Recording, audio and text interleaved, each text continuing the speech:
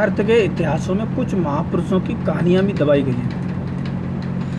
अगर ऐसा ये नहीं कहा जाता, कुछ कारण के दबाए, उनके अंदर कुछ कारण देखा गया इसलिए दबाई गई थी। मगर एक बीजू पटनायक थे जिनमें इतिहास में बहुत कम नाम आता उनका।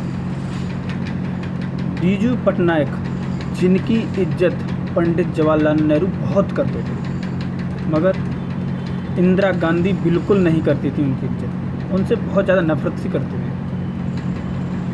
बीजू पटनायक जो थे वो उड़ीसा के कटक के निवासी थे।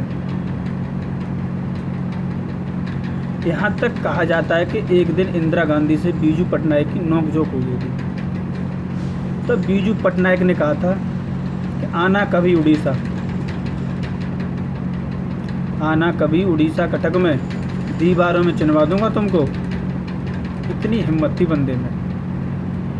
मगर बीजू पटनायक बहुत ही लोकप्रिय विमान लोको पायलट थे विमान के।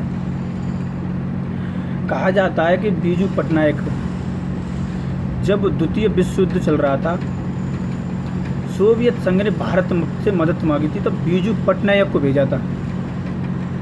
उस समय के अभिनंदन कहा जाते हैं बीजू पटनायक को, क्योंकि हिटलर की सेना ने सोवियत संघ को चारों तरफ से घेर लिया था, मगर ये अकेला भारत का बंदा था जिसने हिटलर की सेना को पीछे हटने को मजबूर कर दिया था। ये होती है भारत के शेरों की औकात, जो अकेले जहाँ लड़ जाएं, पीछे नहीं हटते, बेशक मर जाएं। उनको सोवियत संघ ने सर्वोच्च नागरिक का भी सम्मान दिया था, आज़ाद भी कराया था। इसके बाद इंडोनेशिया, जिसमें लोग अपने पूर्वज को श्री रामचंद्र जी मानते हैं, कहते हैं कि हमने धर्म बदला है, अपना पूर्वज नहीं बदला। वहाँ के लोग भारत की इज्जत बहुत करते हैं। इंडोनेशिया को डच की सैनिकों ने चारों तरफ से घेर लिया था, यहाँ तक कि उसके प्रधानमंत्री को प्रेस कॉन्फ्रेंस में तक नहीं जाने दिया था भारत के लिए, ना ही राष्ट्रपति को। बड़ी गुहार लगाई थी भारत से, अपनी जान की बिना परवाह किए हुए बीजू पटनायक जी गए थे, अकेले इंडोनेशिया को आज़ाद कराया था। वो अपनी बीवी के साथ गए थे। जब इंडोनेशिया आज़ाद कराया था,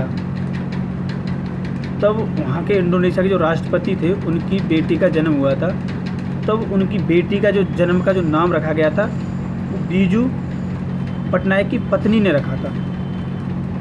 ये होती है एक इंसानियत की पहचान। उनका जिस समय निधन हुआ था ना, उस समय, क्योंकि इंडोनेशिया को बीजू पटनायक ने आज़ाद कराया था। अपने डकॉट, उनका विमान था डकोटा, वो चलाते थे। बेशक ये कि कहा जाता है कि जब बीजू पटनायक का निधन हुआ था ना, 3 देश के झंडों में लपेटा गया था उनके शरीर को, पार्थिव शरीर को। ये होती है किस्मत की बात, सौभाग्य की बात, 3 देश के झंडों में। बीजू पटनायक, जिनकी मृत्यु होने के बाद इंडोनेशिया ने 7 दिन तक शोक दिवस मनाया था। इतना गहरा इंडोनेशिया को शोक लगा था, इतना गहरा उनकी मृत्यु का अफसोस करके लोग बैठे थे। यहाँ तक कि पूरे रूस ने भी 1 दिन का शोक दिवस मनाया था।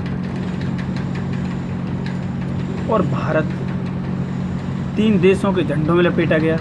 ये पहला इंसान था। इतिहास के पन्नों में कहीं भी दबा दिया जाए, सच्चाई तो बाहर ही आती है। एक नायक की पहचान तो उसके मैदान में ही होती है। क्या पहचान थी बीजू पटनायक की, इतिहास इनको कभी नहीं बोलता है। जय है हिंद बीजू पटनायक के लिए।